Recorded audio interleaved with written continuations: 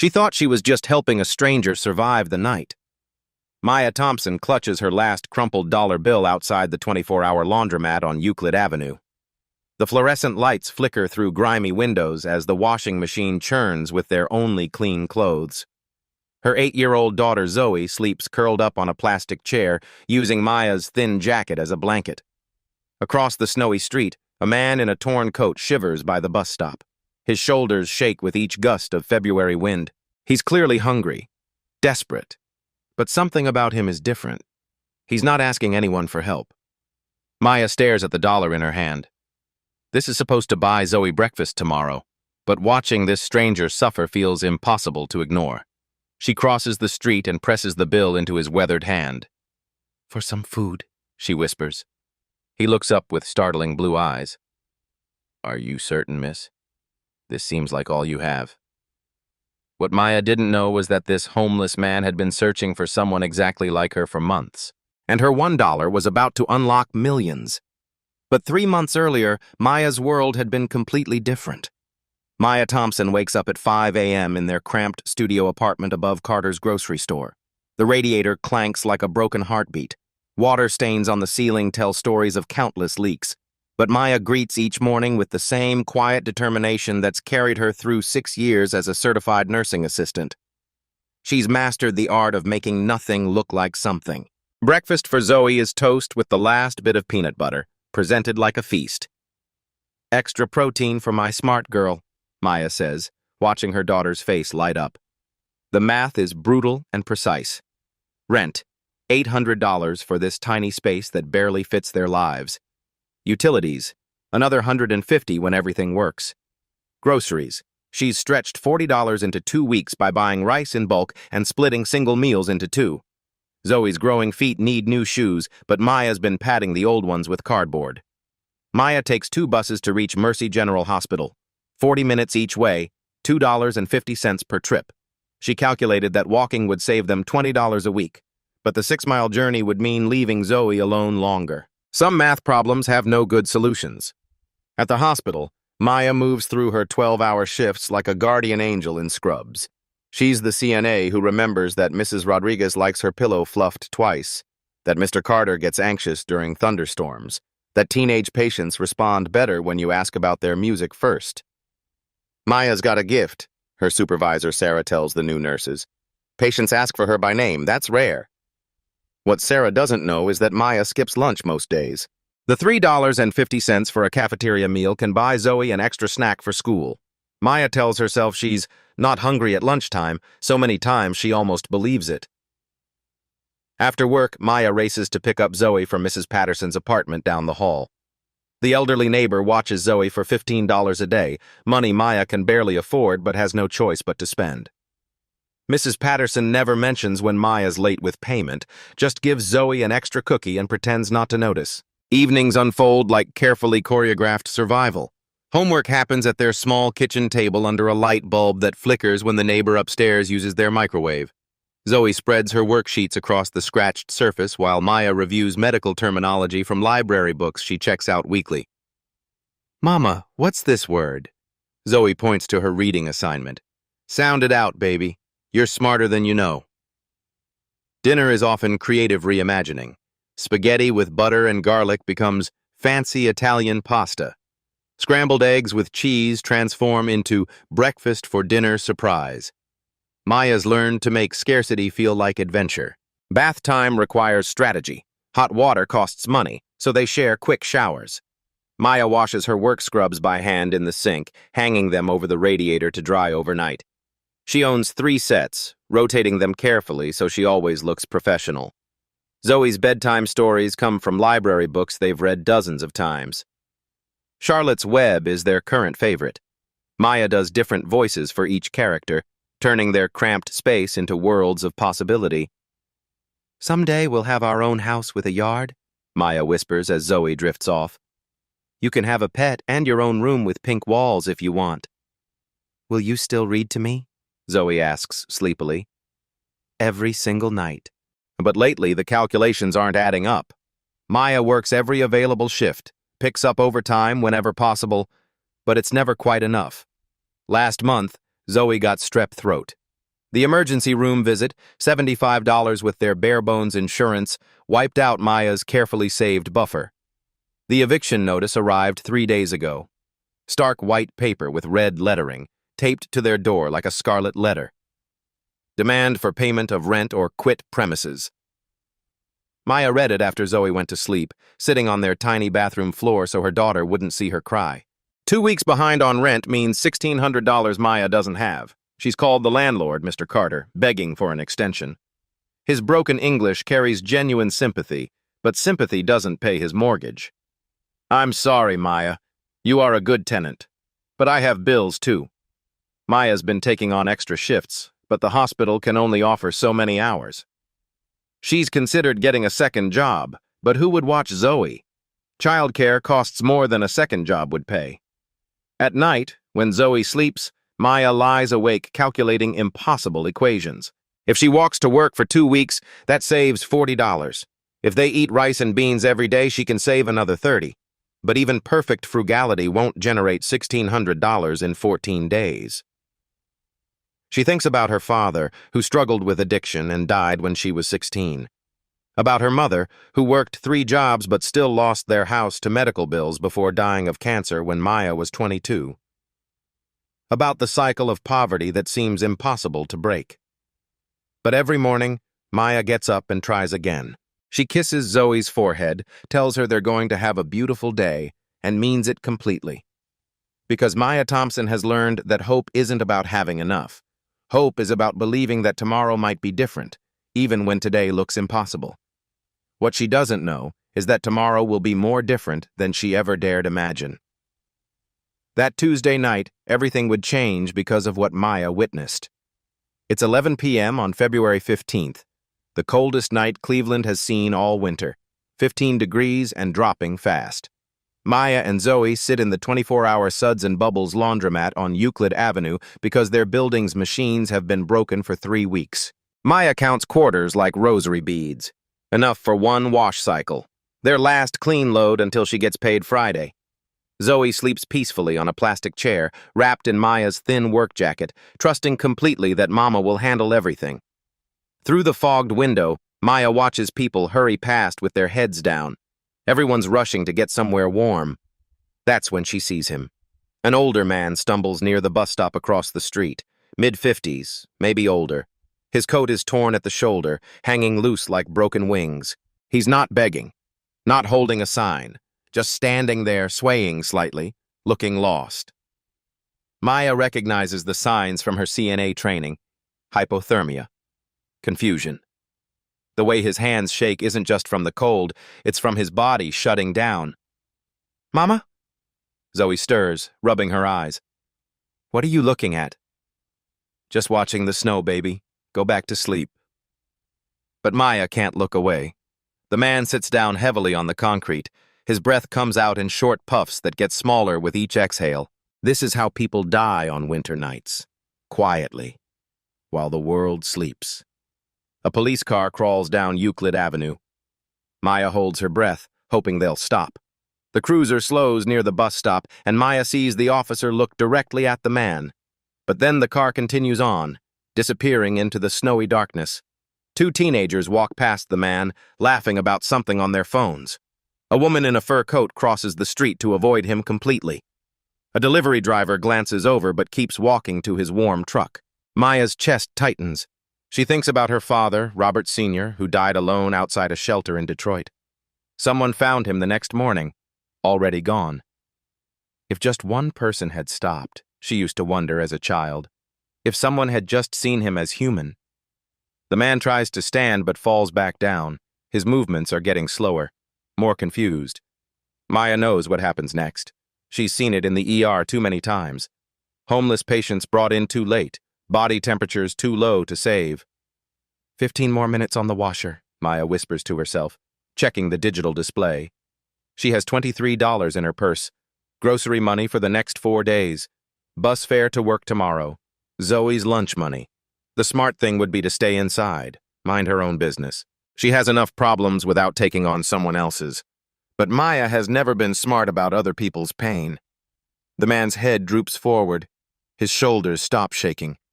That's the dangerous sign, when the body stops fighting the cold. Maya looks at Zoe, peaceful and trusting, then at the man who might not see mourning. She thinks about the $1,600 she owes in rent, about walking 6 miles to work in the snow, about explaining to Zoe why there's no food tomorrow. None of it matters. Maya gently shakes Zoe awake. Sweetheart, Mama needs to help someone. Can you watch our clothes and stay right here by the window? Zoe sits up, instantly alert. Is someone hurt? Yes, baby. And we're going to help him. Like you help people at the hospital? Exactly like that. Maya pulls on her thin jacket and checks her purse. $23. The difference between survival and disaster. Between making it to Friday's paycheck and complete catastrophe. But across the street, a man is dying. Zoe presses her small hands against the window. Mama, hurry. He looks really cold. Maya steps into the brutal wind. Snow stings her face like tiny needles. Her breath catches in the Arctic air. Each step toward the bus stop feels like walking toward the edge of a cliff. She kneels beside the man. Up close, she can see details that make her heart ache. His coat was expensive once, good wool, quality buttons.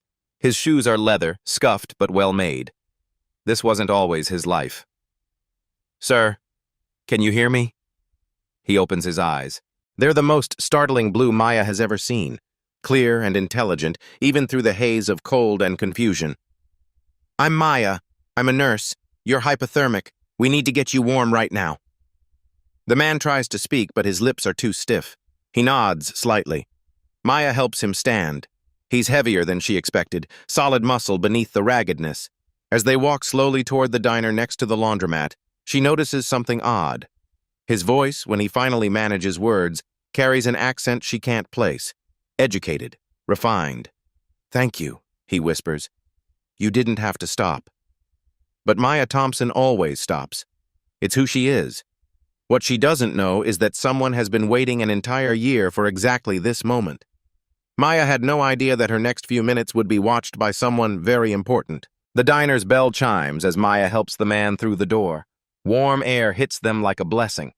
The fluorescent lights reveal more than the darkness outside ever could. Despite his raggedness, there's something refined about this man.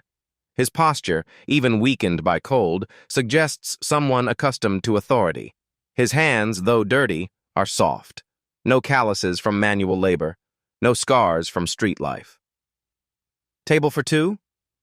The waitress, Sue, looks skeptical. Her eyes take in the man's torn coat, Maya's worn scrubs, and she sighs like she's seen this before. Yes, please. Somewhere warm. Maya guides the man to a booth near the heating vent. Sue drops 2 menus on the table with barely concealed annoyance. The kitchen closes in 30 minutes. Maya opens the laminated menu. Every price feels like a personal attack. $12 for meatloaf, $8 for soup, $15 for the hearty breakfast special. Her $23 suddenly seems microscopic. Sir, what's your name? Maya asks gently. The man looks up from warming his hands around the complimentary water glass. Robert, he says, and there's that refined accent again, almost like he's choosing each word carefully. Robert, when did you last eat? He pauses, as if the question requires deep thought. Yesterday morning, I think. Time gets unclear. Maya's heart breaks. She thinks about Zoe's leftover sandwich in her purse, saved for tomorrow's lunch. About the peanut butter at home that needs to last until Friday. None of it matters. Sue, Maya calls the waitress over. We'll take the hearty breakfast special, extra bacon and coffee. Hot coffee! That's $15, Sue says like she's testing Maya's commitment. Maya pulls out her money, counts out 15 singles and 2 fives. Sue snatches the bills and disappears into the kitchen. Robert stares at the crumpled money in Maya's hand. Miss, that looked like everything you had. Don't worry about it. Maya tucks the remaining $3 back in her purse. $3 between her family and complete disaster. But you have a child. I saw her in the laundromat. Maya's surprised he noticed. Her name's Zoe. She's 8. And you're spending your money on a stranger instead of your daughter? The question hangs in the air. Maya could explain about her father dying alone, about believing everyone deserves dignity, about how helping others is the only thing that makes sense in a world that rarely makes sense. Instead, she just says, everyone needs to eat. Robert studies her face like he's memorizing it. What kind of work do you do? I'm a certified nursing assistant at Mercy General, 12-hour shifts mostly. Do you enjoy it? Maya smiles for the first time all evening. I love taking care of people, making someone's worst day a little better. Sometimes that's all you can do, you know? Just show up and care. Robert nods slowly. And what are your dreams for your daughter? The question catches Maya off guard. Most people ask about immediate concerns, rent, bills, survival. But Robert asks about dreams. College, Maya says without hesitation. I want her to have choices I never had. To know she can be anything, doctor, teacher, whatever makes her happy. I want her to help people too, but from a position of strength, not desperation. You talk about helping people like it's your calling. Isn't it everyone's calling? To make things better when we can? Robert's piercing blue eyes seem to see straight through her. Most people would disagree. Then most people are wrong. Sue returns with a plate piled high with food. Scrambled eggs, bacon, hash browns, toast. The smell makes Maya's empty stomach clench with hunger, but she pushes the plate toward Robert. Eat, she says simply. Robert picks up the fork with hands that shake slightly. Not from cold anymore, from emotion. Why are you doing this? Because you're hungry. Because it's February in Cleveland and you almost died tonight. Because tomorrow someone might need help and I'd want them to find their Maya. As Robert eats, Maya notices more inconsistencies. His table manners are impeccable. He cuts his food precisely, chews thoughtfully. When he reaches for the salt, his sleeve pulls back to reveal an expensive watch, definitely not something a homeless man would own. This is delicious, Robert says. I can't remember the last time I tasted food this good. Maya suspects it's been much more recent than he claims, but she doesn't press. Tell me about your daughter, Robert says between bites. Maya's face lights up. She's brilliant. Read 2 grades above her level, wants to be a doctor or a teacher. She changes her mind every week. She's kind like her grandmother was, always sharing her snacks with kids who don't have lunch money. She sounds like her mother. I hope so. I want her to believe the world is good, even when it doesn't feel that way. Robert finishes every bite, then sits back with his coffee. Color has returned to his cheeks. His breathing is normal. But those blue eyes never stop studying Maya. I want to give you something, he says, reaching into his coat pocket. Some way to contact me. To repay this kindness. You don't owe me anything. Robert pulls out what looks like a business card, but Maya gently pushes his hand away. Just promise me you'll find somewhere warm to sleep tonight. There's a shelter on 5th Street. It's not perfect, but it's safe. But you've given me everything. I've given you dinner. That's what neighbors do. Maya stands to leave, but Robert catches her wrist gently. Miss, what's your name? Maya Thompson. Something flickers across Robert's face. Recognition? Surprise? But it passes so quickly Maya thinks she imagined it. As Maya walks away, Robert quietly slips something into her jacket pocket. She doesn't notice. Outside, snow continues to fall. Maya hurries back to the laundromat where Zoe waits by the window, giving her a thumbs up when she sees them together. Is he okay, Mama? He's going to be fine, baby. Are we okay? Maya looks at her remaining $3. No bus fare tomorrow, no lunch money for Zoe, no buffer against the growing mountain of bills. We're perfect, she says, and means it completely. Because Maya Thompson has learned that being okay isn't about having enough money. It's about being able to look at yourself in the mirror and know you did the right thing. What she doesn't know is that the man she just saved has been looking for someone exactly like her for an entire year. And tomorrow, everything changes.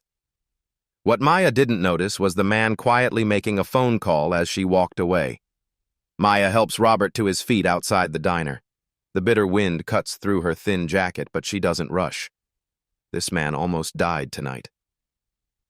I feel human again, Robert says, his voice stronger now. You saved my life. You just needed some food and warmth. Anyone would have done the same. Robert's laugh is quiet but genuine. No, Maya. Anyone wouldn't have. Trust me on that. The shelter on 5th Street opens at midnight, Maya says, checking her phone. Do you know how to get there? I'll find it. Robert reaches into his coat. But first, let me give you my contact information. Maya sees him pull out what looks like an expensive business card. The paper catches the light, thick and embossed. Definitely not something a homeless man should have.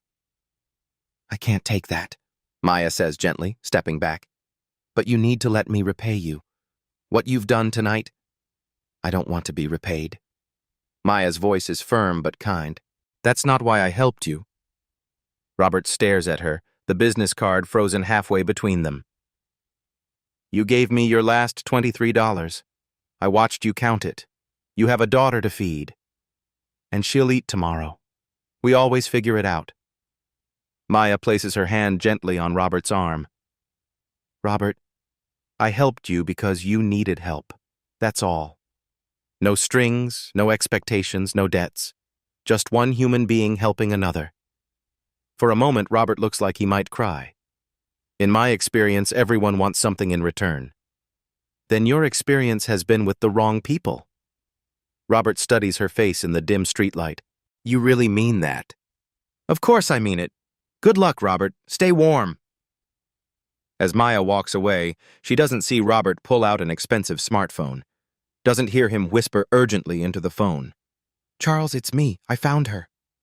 Sir, are you certain? She gave me her last dollar without hesitation. Didn't ask my name, didn't want anything in return. Single mother, works as a CNA, treats everyone with dignity. Charles, she's perfect. What are your orders? Run a complete background check, but quietly. I want to know everything about Maya Thompson by morning. Everything. Meanwhile, Maya returns to the laundromat where Zoe waits by their washing machine. Did you help him, Mama? Yes, baby. He's going somewhere warm now. Good. Zoe snuggles back into Maya's jacket. You always help people. That's what we do, remember? We take care of each other. They sit together watching their clothes spin in the final rinse cycle. Maya calculates the walk home in her head. 12 blocks through the snow. Her shoes have holes in the soles. Mama? Zoe's voice is sleepy. Are we going to be okay? Maya thinks about the $3 in her purse. About the eviction notice taped to their door. About walking 6 miles to work tomorrow because she can't afford bus fare. We're going to be better than okay, sweetheart. Tomorrow is going to be a beautiful day. And somehow, despite everything, Maya believes it. The washing machine stops with a final shudder. Maya moves their clothes to the dryer, feeding her last quarters into the machine. As she closes the dryer door, something crinkles in her jacket pocket. She pulls out an elegant business card she doesn't remember putting there. Heavy paper, embossed lettering, a phoenix logo rising in gold foil. Thompson Industries, Robert Thompson, CEO. Maya stares at the card, confused. Thompson Industries sounds familiar, but she can't place it. She assumes it's just a coincidence that they share the same last name. On the back, in elegant handwriting, thank you for seeing my humanity, RT. Maya tucks the card into her purse and forgets about it. She has bigger problems than mysterious business cards. What she doesn't know is that this card will change everything. And tomorrow, the real story begins. 3,000 miles away, a boardroom was about to change Maya's life forever. While Maya sleeps in her cramped apartment, Robert Thompson sits in his private office on the 30th floor of Thompson Industries headquarters. The city of Cleveland spreads out below him like a glittering circuit board. His assistant, Charles Morrison, enters with a thick folder. Your background report on Maya Thompson, sir. Robert opens the file with hands that still remember Maya's kindness. What he reads makes him smile for the first time in months. Perfect attendance at Mercy General for 6 years. Commendations from supervisors. Volunteers for extra shifts during holidays. Robert looks up. Character references? Unanimous. Neighbors describe her as the kind of person who'd give you the shirt off her back. Zoe's teachers say she's raised an exceptional child despite incredible hardship. Robert flips to the next page and stops. Charles, look at this. The document shows a scholarship award from 20 years ago. Cleveland Community College Nursing Scholarship, funded by an anonymous donor. The recipient, Maya Thompson. Sir, you sponsored that scholarship.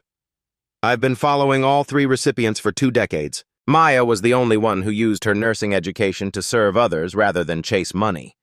She could have taken higher-paying positions, but she chose to work with Cleveland's most vulnerable populations. Charles nods. The investigator noted something else. Maya's father died homeless when she was 16. That's probably why she stopped to help you tonight. Robert closes the folder. No, Charles. Maya stopped because it's who she is. The Heart Initiative has been searching for someone like her for an entire year. Remind me of the program's goals? $50 million to identify and support individuals who demonstrate extraordinary compassion without recognition. We've tested dozens of people. Some helped when others were watching. Some demanded payment. Some ignored the need entirely. Robert walks to his window, looking down at the city where Maya probably lies awake worrying about rent money. But Maya Thompson gave her last dollar to a stranger without hesitation. She refused any form of repayment. She has genuine empathy born from struggle, and she spent her career caring for others. What's the next step?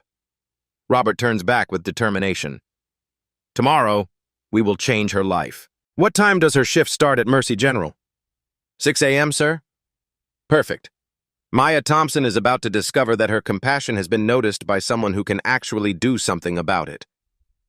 Charles starts to leave, then pauses. Sir, are you certain she's the right choice? Robert picks up the crumpled dollar bills Maya had given him, now framed on his desk. Charles, someone who gives her last $7 to a stranger can be trusted with $7 million in community investment funds. But what Robert doesn't know is that Maya's kindness is about to create ripples far beyond what either could imagine. The next morning, Maya was about to discover that her homeless stranger was hiding the most incredible secret. Maya wakes up at 4:30 a.m. to walk to work. Every step on the frozen sidewalk sends sharp pain through her feet from yesterday's soaked shoes, but she can't afford to miss a shift, not with rent 2 weeks overdue. She arrives at Mercy General exactly on time, exhausted but determined. Her supervisor, Sarah, notices Maya's tired eyes but doesn't ask questions. Everyone here fights their own battles. During her lunch break, Maya sits in the hospital cafeteria with a cup of free coffee. She remembers the business card from last night and pulls it from her purse. Thompson Industries, she reads aloud, then opens her phone to Google it. The search results make Maya's hands start shaking. Thompson Industries, Cleveland's largest private employer, 12,000 employees. CEO Robert Thompson announces $50 million charity initiative. Thompson Industries named Ohio's most charitable company. But it's the recent photo that stops her heart completely. Even clean-shaven and wearing a $3,000 suit, she recognizes those piercing blue eyes instantly. This is the homeless man she fed meatloaf last night.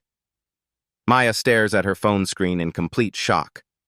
Robert Thompson is worth $200 million. His company employs half of Cleveland. Last night, she gave her last dollar to one of the wealthiest men in Ohio. Her first emotion isn't anger. It's pure embarrassment.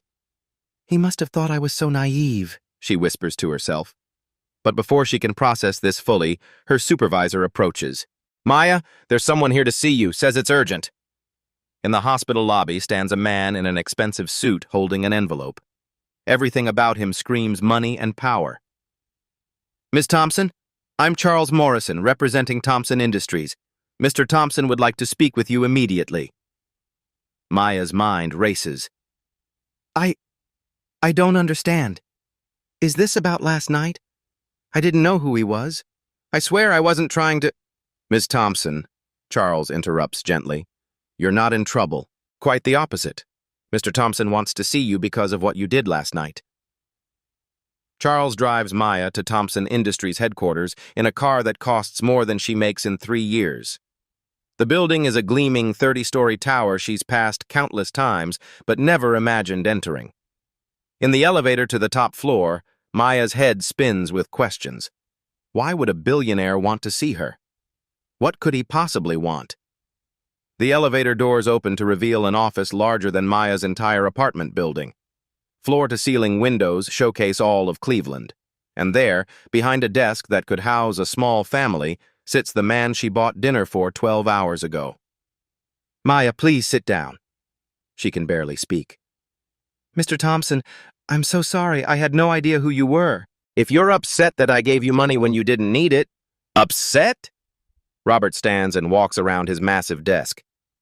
Maya, you're here because what you did last night was extraordinary. But I gave money to someone who didn't need it. You gave money to someone you thought needed it. That's what matters. Robert guides her to a seating area that's more luxurious than any furniture Maya has ever touched. Maya, let me explain something. For the past year, I've been going undercover throughout Cleveland, testing people, looking for someone special. Testing people for what? Robert opens a leather folder. We call it the Heart Initiative. $50 million dedicated to finding and supporting individuals who demonstrate genuine compassion without expecting anything in return. Maya's mind struggles to process this. You mean, last night was a test? I've been a stranded motorist whose car broke down, a confused elderly man who got lost, a struggling father who couldn't afford groceries. Do you know what I discovered? Maya shakes her head. Most people walked past without looking. Some helped only when others were watching. A few demanded payment or wanted their names in the newspaper. But Maya... Robert slides a folder across the coffee table. You're the first person in an entire year who helped without hesitation, without wanting recognition, and without expecting anything in return. Maya opens the folder and gasps. It contains her employment records, character references, and something that makes her cover her mouth in shock. A copy of her scholarship acceptance letter from 20 years ago. Cleveland Community College Nursing Scholarship, funded by an anonymous donor, Robert says quietly. That was me, Maya. I've been watching your career from a distance for 2 decades. The room spins around Maya. You? You helped me become a nurse? I helped provide the opportunity. You did everything else. You used that education to spend 6 years caring for Cleveland's most vulnerable patients. You could have taken higher-paying jobs, but you chose to serve others. Maya realizes she's crying. I don't understand. Why me? Because, Maya, I've been looking for someone to help me run the Heart Initiative. Someone who understands struggle. Someone who knows what it means to sacrifice for others. Someone whose compassion isn't an act. It's just who they are. Robert leans forward. Last night, you proved you're that person. You gave your last dollar to a stranger, knowing it meant your daughter might go hungry. You refused any reward. You saw a human being who needed help, and you helped. Period. But I made so many mistakes. I should have called an ambulance. I should have... Maya, you did exactly what needed to be done. You saw someone's humanity and responded with your own.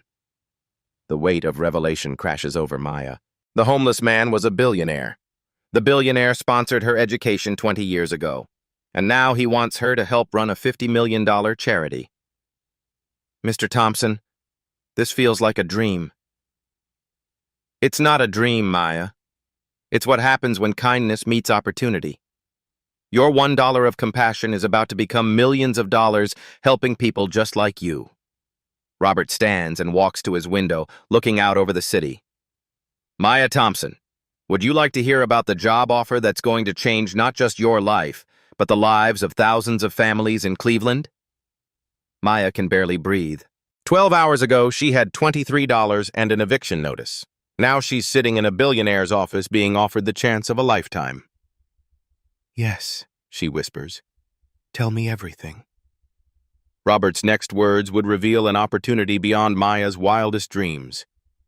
Robert opens a leather portfolio and spreads documents across his desk like he's dealing cards that will change Maya's entire future. Maya, I want to show you exactly what I'm proposing. The first document makes Maya's breath catch. It's a job offer with numbers that don't seem real. Director of Community Impact for Thompson Industries. Annual salary $120,000. Full health insurance for you and Zoe. Company car, housing allowance, 4 weeks paid vacation. And Maya, this isn't charity. This is a job that requires your specific skills. Maya stares at the paper. $120,000 is more than double what she makes now. More money than she ever imagined earning. What would I actually do? Robert's eyes light up. Transform lives. The HEART initiative is expanding to 12 cities across Ohio. Your job would be to identify people like yourself, hardworking families who are struggling despite doing everything right. Then create programs that don't just help them survive, but help them thrive. He slides over another document. You'd oversee a $2 million annual emergency assistance fund, educational scholarships for struggling families, microloans for community entrepreneurs, mental health support programs, senior citizen care initiatives. Maya's hands shake as she reads. Mr. Thompson, I'm a CNA, not a business executive. Maya, you're qualified because you understand what actually helps people versus what sounds good in boardrooms. You can hire MBAs to handle spreadsheets.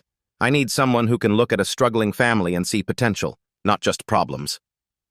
Robert stands and walks to a wall covered with architectural plans. But Maya, there's more, much more. He points to detailed blueprints.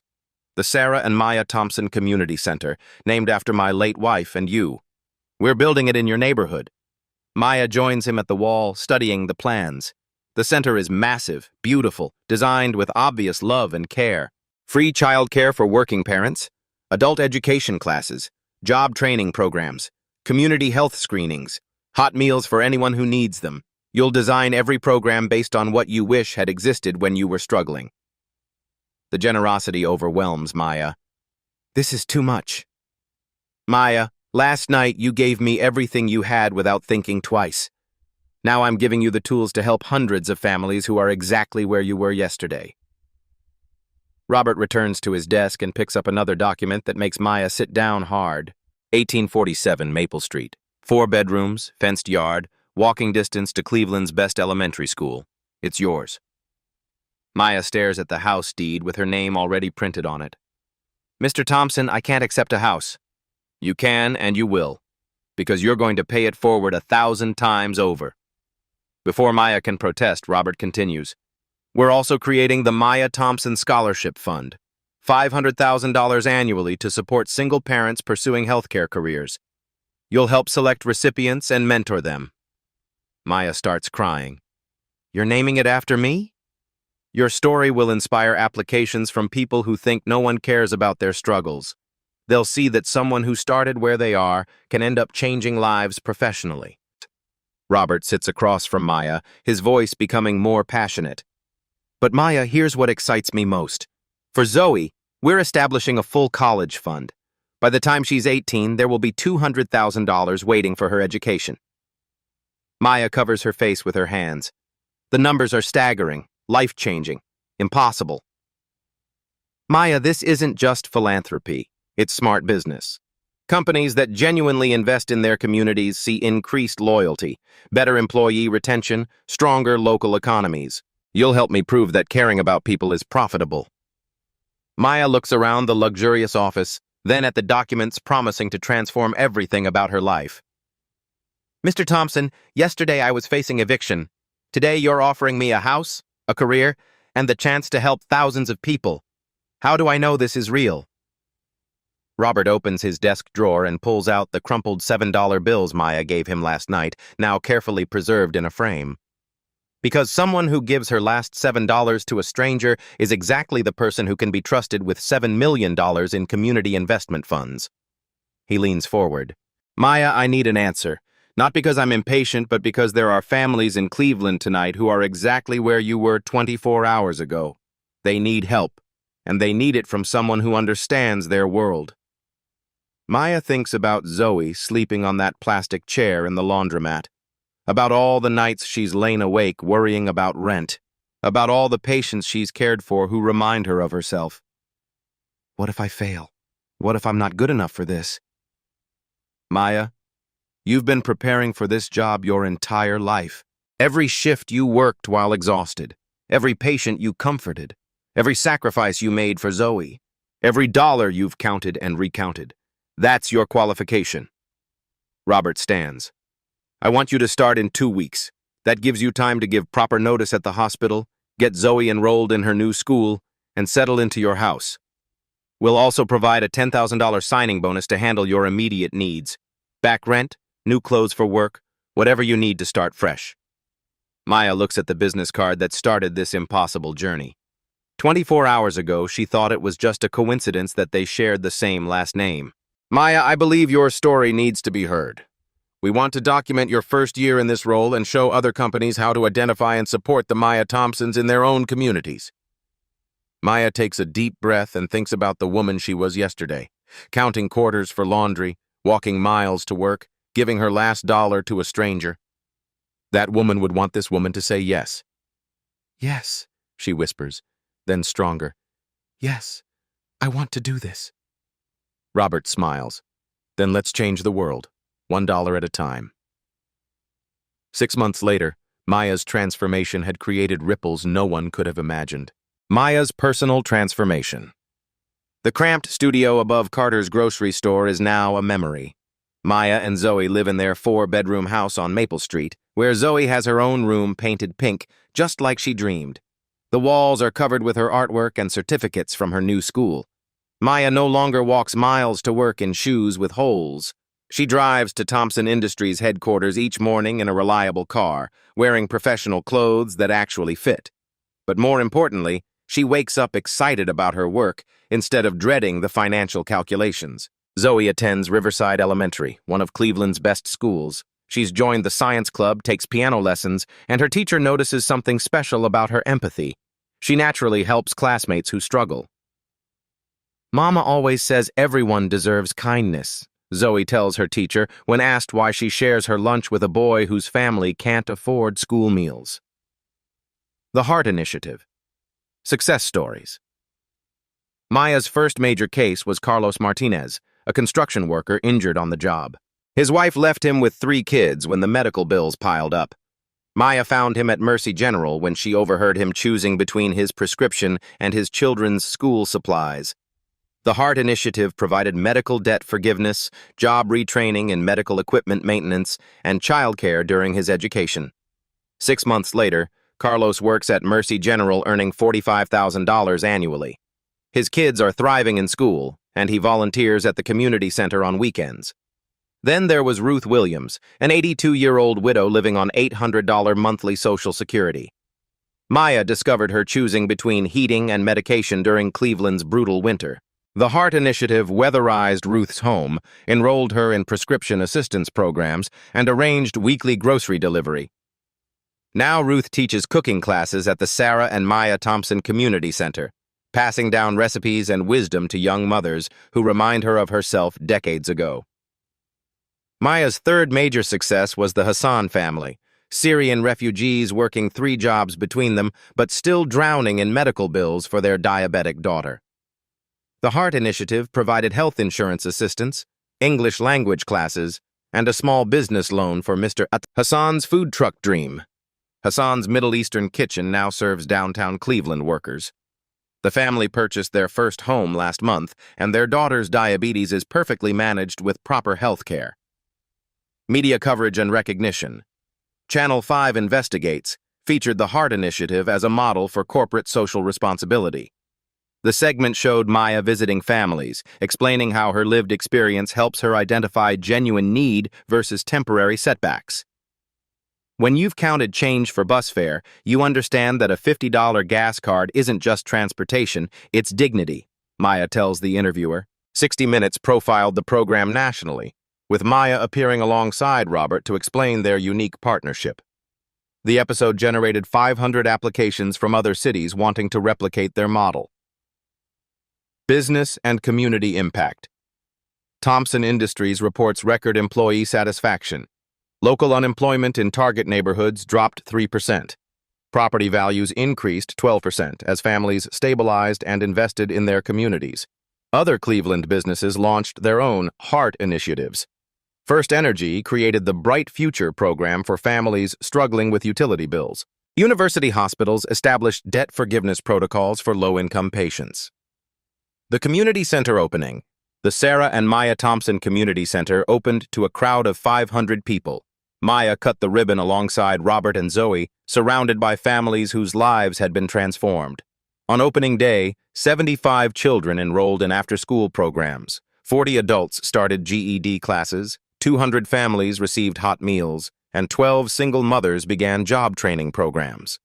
Mrs. Patterson, Maya's former neighbor who used to watch Zoe, now works as a child care coordinator. Maya never forgot where she came from, she tells reporters. The Scholarship Program. Results. The Maya Thompson Scholarship Fund received 1,200 applications in its first year. 25 recipients were selected, all single parents pursuing healthcare careers. Maria Santos became a licensed practical nurse, working at Mercy General alongside Maya's former colleagues. David Kim specialized in pediatric respiratory therapy. Jennifer Wright earned her medical assistant certification and plans to continue toward an RN degree. Each scholarship recipient commits to 5 hours of monthly community service, creating a network of support for future applicants. Economic Impact Study. Case Western Reserve University's Economics Department studied the HEART Initiative's impact. Their report showed that every dollar invested generated $3.20 in local economic activity. The program created 127 new jobs and helped 89 families purchase homes. Maya's reflection. Standing in her office overlooking downtown Cleveland, Maya keeps a framed photo of herself and Zoe from their laundromat days. I don't want to forget what desperation feels like, she tells visiting social workers from other cities. The moment you forget, you stop being effective at helping others escape it. The crumpled $7 Robert returned to her are displayed in a shadow box with the inscription, "Every dollar matters. Every person matters. Every moment of kindness matters." But Maya's greatest pride isn't the media coverage or awards. It's the 347 families who no longer worry about choosing between rent and food. And it all started with $1 given to a stranger on the coldest night of the year. 1 year later, Maya would discover that her story had inspired something even bigger. It's February 15th again, exactly 1 year after Maya gave her last dollar to Robert Thompson. She's walking through downtown Cleveland when she notices a young mother with a toddler sitting on a bench outside the same diner where everything changed. The woman is clearly struggling. Maya recognizes the desperation. The way she's counting change, her child asking for food. It's like looking at herself 1 year ago. Maya approaches gently. "Excuse me, are you okay?" The woman, Sarah, 19 years old, explains she's waiting for her shift to start at a nearby cleaning company. Her babysitter canceled, she can't afford daycare, and her son Tyler hasn't eaten since breakfast. Without hesitation, Maya takes Sarah and Tyler into the diner, the same booth where she sat with Robert. She orders them a full meal and listens to Sarah's story. Sarah works 2 part-time jobs but still can't make ends meet. She dropped out of high school when Tyler was born. Dreams of becoming a teacher but sees no path forward. "What if I told you there might be a way to help?" Maya asks. She pulls out her phone and helps Sarah apply to the HEART Initiative on the spot, walking her through each question with understanding of someone who's been exactly where Sarah sits. "This seems too good to be true," Sarah says. "I thought the same thing a year ago," Maya replies, showing Sarah the business card Robert slipped into her pocket that cold night. As they talk, Maya learns that 3 other young mothers at Sarah's work are in similar circumstances. Maya sees an opportunity. Within a week, she launches the Circle of Support program. 5 young mothers meet weekly at the community center, sharing childcare duties while taking online courses toward their GEDs. 9-year-old Zoe, now mature beyond her years, helps serve at the community center's weekly dinners. She understands that their good fortune came from her mother's good heart.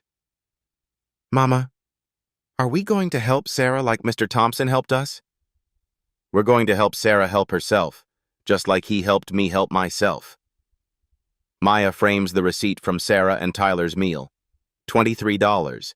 Exactly what Maya spent on Robert 1 year ago. It joins the $7 bills in her office display, representing the endless cycle of kindness she now facilitates professionally.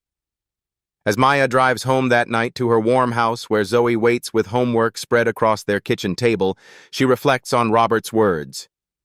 "Pay it forward 1,000 times over." She's lost count of how many times she's already done exactly that. But what Maya doesn't know is that Sarah will graduate with her GED in 6 months, become a teacher in 3 years, and eventually run her own circle of support program in Detroit. $1, 1 meal, 1 moment of kindness, infinite possibilities. Maya's story proves that kindness is the most powerful force in the world. Maya Thompson's journey from struggling single mother to community leader began with a single moment of choice. When faced with giving her last dollar to someone who needed it, she chose compassion over self-preservation. Every day, each of us faces Maya's choice in smaller ways. The homeless person asking for change. The coworker struggled silently. The neighbor who needs help but won't ask. The single parent counting quarters at the grocery store. What if your next act of kindness is the one that changes everything? For them, for you, for your entire community. Maya's dollar became millions of dollars, helping thousands of people. Your kindness could become something equally powerful. You don't need wealth to change the world.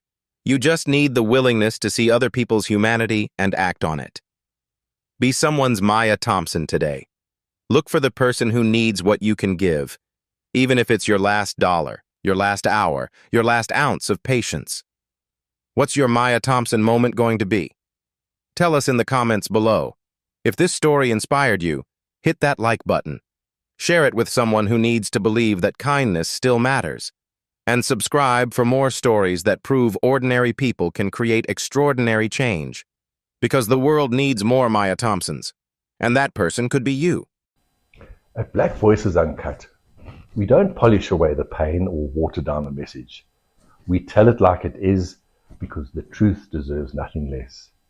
If today's story spoke to you, click like, join the conversation in the comments, and subscribe so you'll be here for the next Uncut Voice.